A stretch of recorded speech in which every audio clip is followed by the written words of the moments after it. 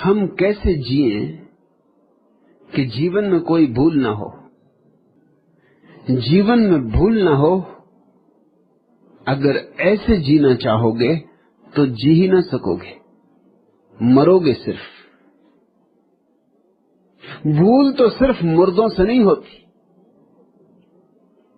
अगर भूल से ही बचना है तो जल्दी से अपनी कब्र में समा जाओ, खुद ही खोद लो कब्र। और यही अधिक लोगों ने किया है। अधिक लोग जीते कहां? क्योंकि अधिक लोग भूलों से डरे हुए, इतने डरे हुए हैं कि जिए तो जिए कैसे, कहीं भूल ना हो जाए। भूल में कुछ बुराई नहीं, हां, एक ही भूल दोबारा नहीं होनी चाहिए। भूल से ही तो आदमी सीखता है, संवरता है। भूल ही तो धार रखती है, भूल ही तो तेजस्विता देती है। भूल तो चुनौती है। नई नई भूलें करो, रोज रोज भूलें करो। हां, वही वही भूलें मत करना। वही वही भूल जो करे वह जड़ बुद्धि, वह सीख नहीं रहा। एक बार तो क्षम्य है, क्योंकि बिना भूल किए तुम जानोगे ही कैसे कि वह भूल है। और बिना भटके कोई पहुंचा है, और बिना भटके जो पहुंच जाएगा उसमें रीढ़ नहीं होगी, उसमें प्राण नहीं होंगे, उसमें आत्मा नहीं होगी। मैंने सुना है, बड़ी पुरानी कहानी है मिस्र की, कि एक किसान ने बहुत परेशान होकर एक दिन ईश्वर से कहा। पुरानी कहानियों में ईश्वर इतना दूर नहीं था जितना अब है, सुन लेता था, ऐसे ही घर के छप्पर के पास ही रहता होगा। जोर से चिल्ला के कहा कि हद हो गई, ऐसा लगता है कि तुझे किसानी करनी आती ही नहीं। अगर एक साल मौका मुझे दे तो मैं तुझे दिखलाऊं कि किसानी कैसे की जाती। सब उल्टा सीधा चल रहा है। जब पानी की जरूरत है पानी नहीं गिरता, बढ़ते पौधे सूख जाते। जब पानी की जरूरत नहीं तब पानी गिरता है, बड़े बड़े पौधे बाढ़ में बह जाते।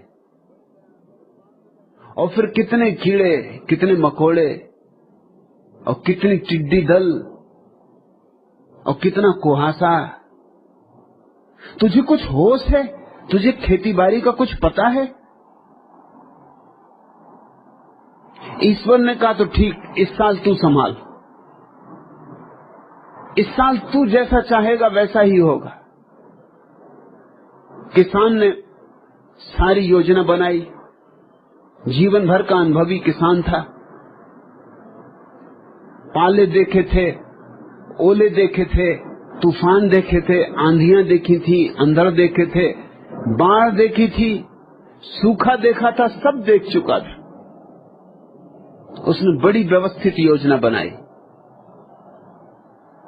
और उसकी खुशी का कोई ठिकाना न था। जब उसकी गेहूं के वृक्ष, गेहूं के पौधे आदमी के सिर के ऊपर जाने लगे तो उसने कहा अब पता चलेगा परमात्मा को खेती कैसे की जाती।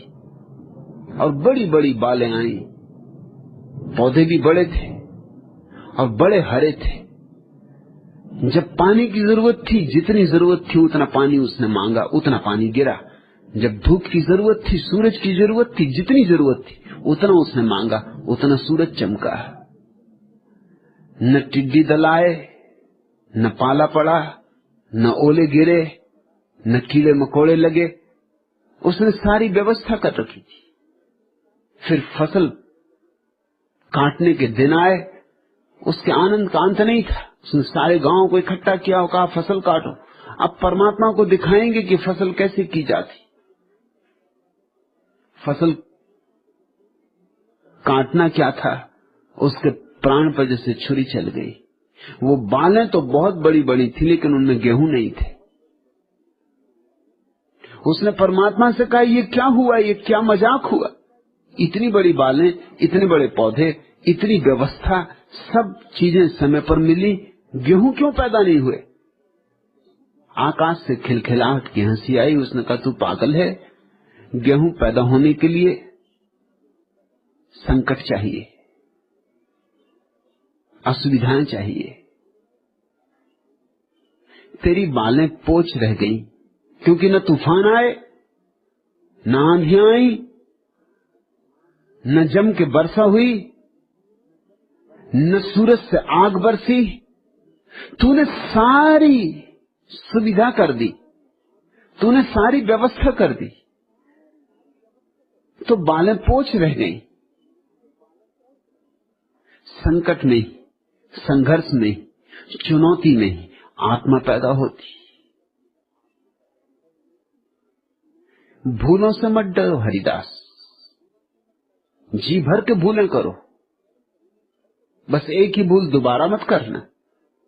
अगर इतना ही स्मरण रहे तो हर भूल तुम्हें पाठ दे जाएगी, हर भूल तुम्हें आगे बढ़ा जाएगी। मगर तुम्हें ये बात सिखाई गई सदियों सदियों से, हर समाज, हर संस्कृति में यही आग्रह, भूल मत करना, और इसलिए कारण लोग मुर्दा हो गए। भूल मत करना, जरा रास्ते से हटके मत चलना, लीक पे चलो, जरा भी लकीर से यहां वहां मत होना। तो लोग चल रहे हैं लकीर के फकीर, उनमें कोई आत्मा नहीं है, उनकी बालों में कोई गेहूं नहीं पकते, उनके भीतर कोई प्राण सघन नहीं होते, उनके भीतर एक तरह की नपुंसकता रह जाती, उनके भीतर बल नहीं पैदा हो पाता, पौरुष नहीं जगता। सुरक्षित, सब भांति सुरक्षित, कैसे पौरुष जगे? उनके भीतर प्रतिभा में भी जंग लगी रहती, उनकी प्रतिभा में भी निखार नहीं आता। उनका दिया भी जलता है तो धुआं धुआं, रोशनी कम। भूल ही नहीं की जीवन में। तुम्हें मुझसे शिकायत है कि मैं बदल गया हूं, और मुझे भी तुमसे शिकायत है कि तुम क्यों नहीं बदले। तुम्हें शिकायत है कि मुझे बदलने पर अफसोस नहीं है, और मुझे शिकायत है कि तुम्हें न बदलने पर पश्चाताप नहीं। तुम्हारा कहना है कि बदलने से मेरा ह्रास हुआ है, और मेरा कहना है कि ह्रास भी हुआ है तो मेरा विकास हुआ है, लेकिन तुम जड़ हो इसका मुझे विश्वास हुआ है। चैतन्य कैसे पैदा होता है? ऐसे ही पैदा नहीं हो जाता, चुनौतियां चाहिए, नहीं तो तुम जड़ रह जाओ। इस बात को तुम खूब गांठ बांध के रख लो, भूलों से बचना मत। अपने को संभाल संभाल के मत चलते रहना, राजपथों पर ही मत चलते रहना, कभी कभी पगडंडियों पर भी जाओ, बीहड़ वनों में भी उतरो, जहां खो जाने का डर हो वहां भी तलाशो, जहां से लौटने की संभावना ना हो वहां भी पंख मारो। अगर जल भी गए तो भी तुम्हारे भीतर आत्मा पैदा होगी, अगर भटक भी गए तो भी तुम्हारे भीतर बल पैदा होगा।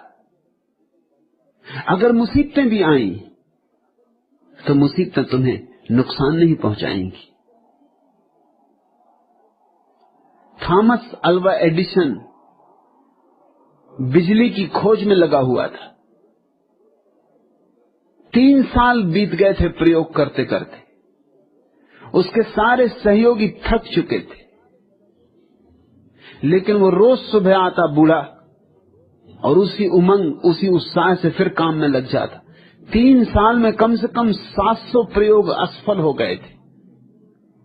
उसके सहयोगियों का तो ख्याल था कि बिजली पैदा हो नहीं सकती। और एडिशन जिद में पड़ा है।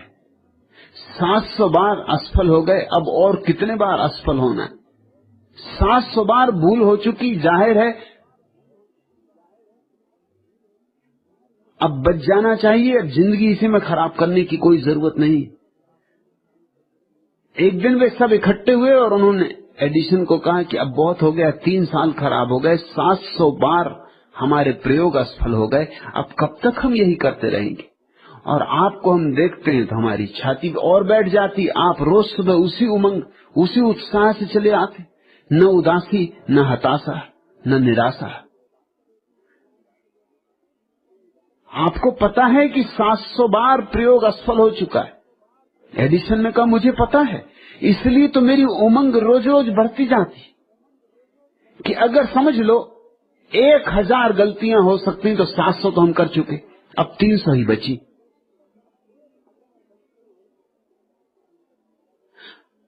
सात 700 दरवाजे हम टटोल चुके, दरवाजा नहीं मिला। रोज दरवाजे कम होते जा रहे हैं, ठीक दरवाजा करीब आता जा रहा है, घबराओ मत। और यही हुआ। 6 महीने के प्रयोग के बाद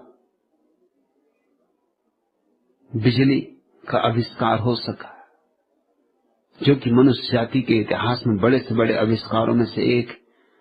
लेकिन अगर एडिशन भूलें करने से डरता तो यह आविष्कार नहीं हो सकता था। तुम जरा वैज्ञानिकों का जीवन उठा के देखो, कितनी भूलें करते, रोज भूलें करते, लेकिन भूलों का कोई हिसाब नहीं रखता। जब वो जीत जाते हैं और ठीक हो जाता है, बस ठीक का इतिहास लिखा जाता है। इससे बड़ी भ्रांति पैदा होती। महावीर ने 12 वर्ष ध्यान किया। बस तुम्हारे पुराणों में उल्लेख है सफलता का। 12 वर्ष क्या कर रहे थे? 12वें वर्ष सफल हुए, लेकिन 12 वर्ष तो जरूर हजारों भूलें की होंगी, उनका कोई उल्लेख नहीं करता। जब जीत हो जाती है तो लोग फिक्र ही छोड़ देते हैं इस बात की कि कितनी बार हार हुई जीत होने के पहले। हर जीत के पीछे कितनी हारें छिपी, और हर ठीक अनुभव के पीछे कितने भटकाव छिपे। बुद्ध 6 वर्ष तक चेष्टा करते रहे और हारते रहे, हारते रहे, हारते रहे, तब एक दिन जीते। बस हम तो जीत को गिन लेते और उन हारों को छोड़ देते और उन भूलों को छोड़ देते। इससे हमारे सामने एक बहुत ही गलत धारणा निर्मित होती। हम बच्चों को सिखाते हैं भूल मत करो। हम बच्चों से कहते हैं जो ठीक है वही करो। ठीक करने की चेष्टा में बच्चे क्या करें? अनुकरण करें, कार्बन कॉपी हो जाएं। कार्बन कॉपी हमेशा ठीक होती, भूल तो हो ही नहीं सकती, क्योंकि मूल की सिर्फ प्रतिलिपि है, भूल कैसे हो सकती? लेकिन अगर तुम अपने जीवन की कुछ शोध करने में लगोगे, अगर तुम फिर से ध्यान की तलाश में चलोगे, तो हो सकता है 12 वर्ष तुम भी भटको। और उस बात का मजा और है, महावीर की छाया बन के चलना एक बात है, महावीर होना बात और है। मोहम्मद ने जो कहा उसको दोहराते रहना तोतों की तरह एक बात है, और मोहम्मद ने जैसे जाना उन सारी भूलों को करके गुजरना, उन सारे कंटकाकीर्ण मार्गों को पार करना, वो सारी फिसलने रास्तों की, वो गिर जाने के डर, वो बहुत बार गिर जाना, घुटनों का टूट जाना, लहूलुहान हो जाना, वो बहुत बार अंधेरी रातों में भटक जाना, बहुत बार निराश हो जाना, बहुत बार सुबह का धागा हाथ से छूट छूट जाना, वह सब जब तक न गुजरे, जब तक तुम फिर उससे न गुजरो, तुम्हारे जीवन में मोहम्मद का बल नहीं होगा, महावीर की क्षमता नहीं होगी, बुद्ध की प्रगाढ़ता नहीं होगी। नहीं हरिदास, ऐसा मत पूछो कि हम कैसे जिएं कि जीवन में कोई भूल ना हो। मैं तो कहूंगा ऐसे जियो कि जीवन में जितनी भूलें हो सके हों, सिर्फ एक भूल दोबारा ना हो। बस खूब जियो, फिक्र छोड़ो भटकने की, डरने की। डरने वाले कायर अटके ही रह जाते, उठते ही नहीं। जरा सोचो, अगर छोटे बच्चे ये सोचें कि हम चलेंगे तभी जब गिरने का कोई डर न रह जाएगा, तो इस दुनिया में सारे लोग घुटनों के बल ही सरकते रहें, फिर कोई चलना नहीं हो सकता। वो तो छोटे बच्चे बड़े हिम्मतवर हैं। हरिदास तुम जैसे सवाल नहीं पूछता छोटा बच्चा कि मुझे कुछ ऐसा रास्ता बताओ चलने का कि मैं कभी गिरूं ना। बच्चा तो उठता है और गिरता है, घुटने तोड़ लेता है, फिर उठता है, फिर गिरता है, उठते ही रहता है, गिरते ही रहता, उठते ही रहता, गिरते ही रहता। एक दिन खड़ा हो जाता दो पैरों के बल पर। चमत्कार है दो पैरों के बल पर खड़ा होना, क्योंकि सारे पशु चार हाथ पैरों पर चल रहे हैं। और वैज्ञानिक कहते हैं आदमी भी बंदर था और चार हाथ पैरों पर चलता रहा। जरा उन प्राथमिक बंदरों की कल्पना करो जो पहली बार दो पैरों पर खड़े हुए होंगे, बाकी सब बंदर हंसे होंगे कि ये देखो अब ये गिरेंगे सज्जन। चमत्कार है दो पैरों। सारे बंदर हंसे होंगे और बंदरों के पंडित पुरोहित और बंदरों की परंपरा और उनकी पुरानी धारणाएं, उन्होंने कहा होगा हमने ना तो कभी देखा ना सुना किसी बंदर को दो पैर से चलते। ये मूल देखो, हम कहते हैं कि विकास हुआ, बंदरों ने तो कहा होगा कि पतन हुआ, क्योंकि बंदर रहते वृक्षों पर, आदमी को रहना पड़ा फिर जमीन पर। पतन ही कहना चाहिए, ऊपर से नीचे उतरे, इसको विकास कैसे कहोगे?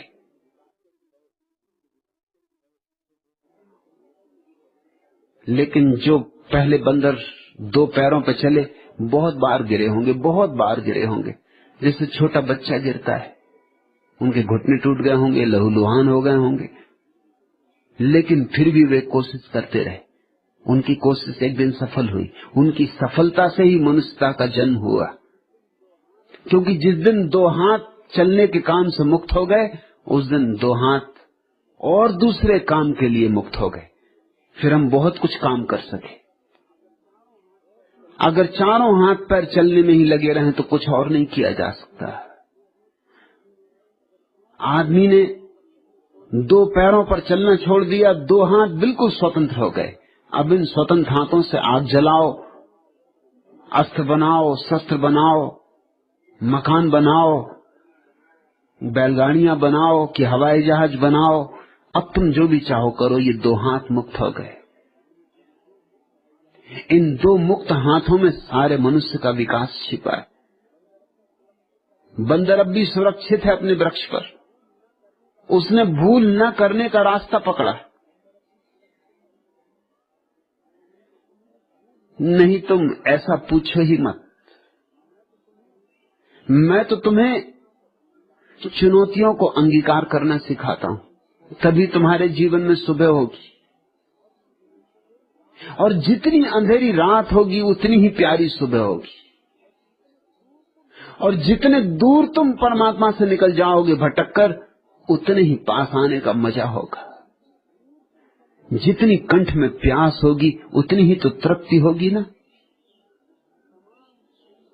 तमाम उम्र गुजारी है अंधेरों के तले, आपके दर पे ही जाना कि सवेरा क्या है। मौज तूफान की साहिल से मुलाकात न थी, आपसे मिलके ही जाना कि किनारा क्या है। सुलगती बालू में छाया है बस बबूलों की, आपकी छाए मिले फिर से सहारा क्या है।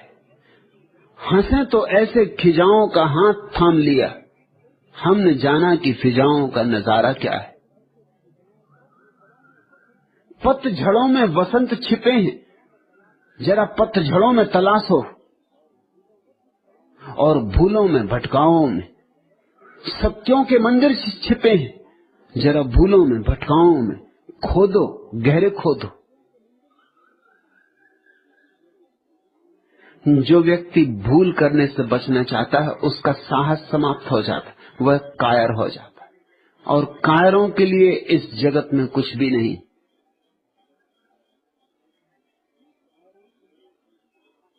एक साहस चाहिए कि ठीक है भटकेंगे तो भटकेंगे। जीसस की प्रसिद्ध कहानी, एक बाप के दो बेटे, छोटा बेटा जुआड़ी, शराबी, वैश्यागामी, बड़ा बेटा मंदिर जाए, पूजा करे, पाठ करे,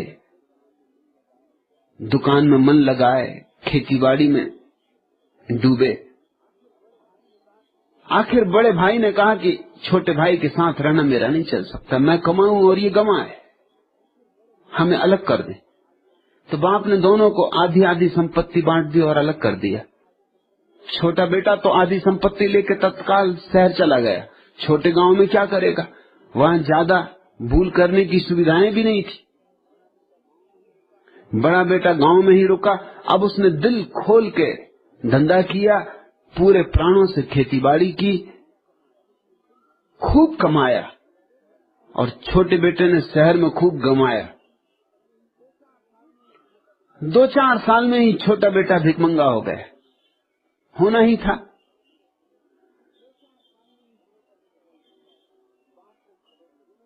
बाप को खबर लगी कि छोटा लड़का भीख मांग रहा है, सब बर्बाद हो गया। उसने खबर भेजी कि तू वापस लौटा। इतने नौकर हैं घर में, तू अगर एक बिना कुछ किए भी पड़ा रहेगा तो भी चलेगा, तू वापस लौटा। बाप का संदेश मिला तो बेटा वापस लौटा।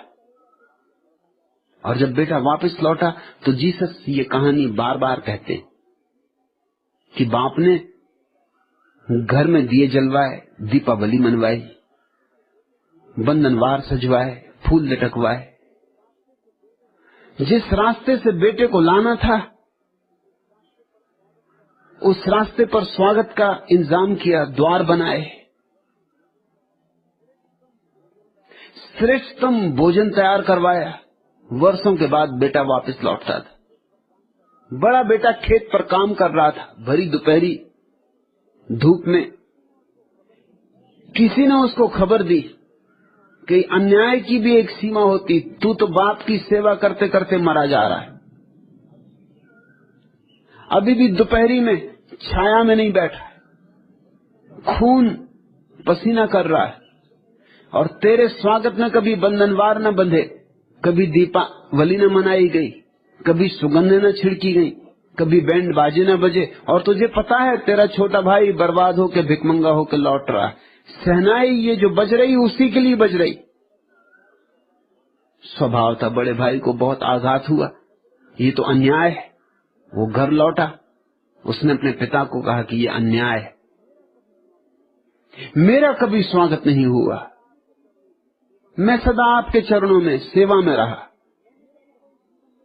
मैंने कभी कोई जीवन में भूल नहीं की, सदा आपने जो कहा वही किया, और छोटे ने जो आपने कहा उससे उल्टा किया, और उसका स्वागत किया जा रहा है।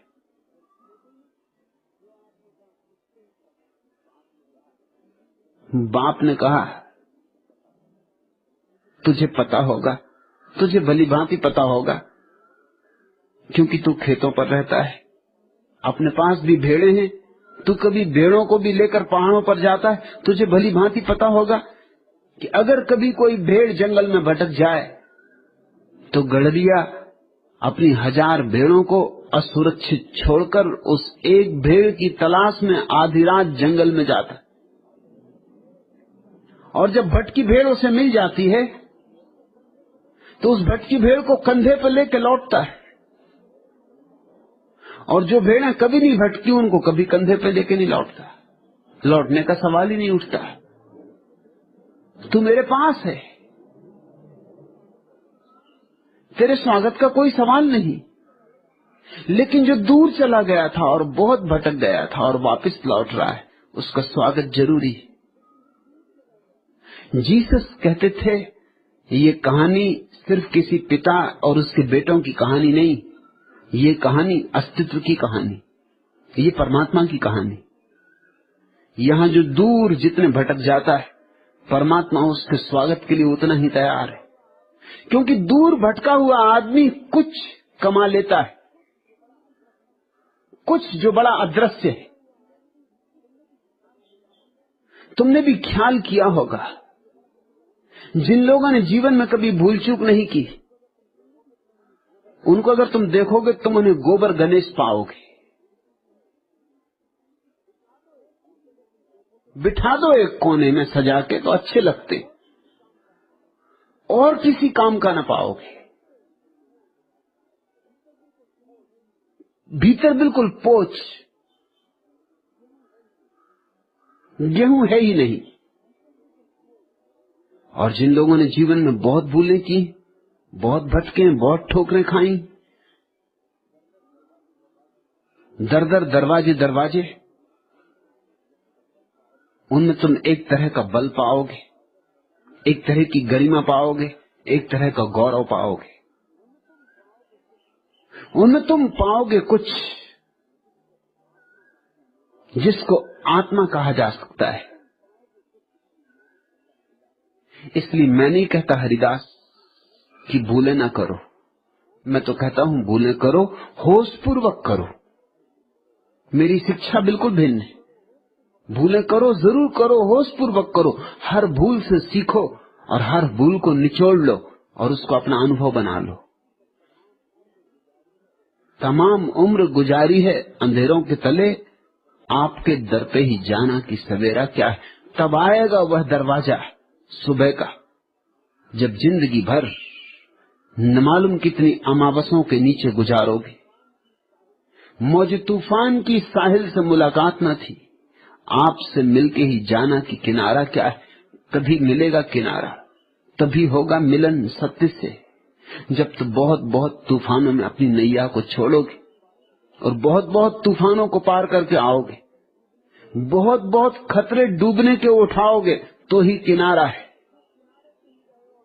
जो किनारे पे ही रहे और तूफान न जाने, उनके लिए क्या खाक किनारा है। जो तूफानों को पार करके आए, उनके लिए ही किनारा किनारा है। जिन्होंने मझधारों को किनारा बना लिया, उनके लिए ही किनारा किनारा है। जीवन सस्ता नहीं है और जीवन के प्रत्येक अनुभव के लिए चुकाना पड़ता है, कुछ चुकाना पड़ता है, कोई कीमत चुकानी पड़ती। भूलें और उन भूलों के कारण हुए दुख और पश्चाताप और पीड़ाएं मूल्य हैं जो आत्मवान व्यक्ति को चुकाना ही होगा। चुकाओ और तुम जितना चुका सकोगे उतना ही पाओगे, न ज्यादा न कम। इस जगत में अन्याय नहीं है, प्रत्येक को उतना ही मिलता है जितनी क्षमता वो अर्जित कर लेता है। मगर क्षमता कैसे अर्जित होती? घर के कोने में छिप के बैठ जाने से क्षमता अर्जित नहीं होती।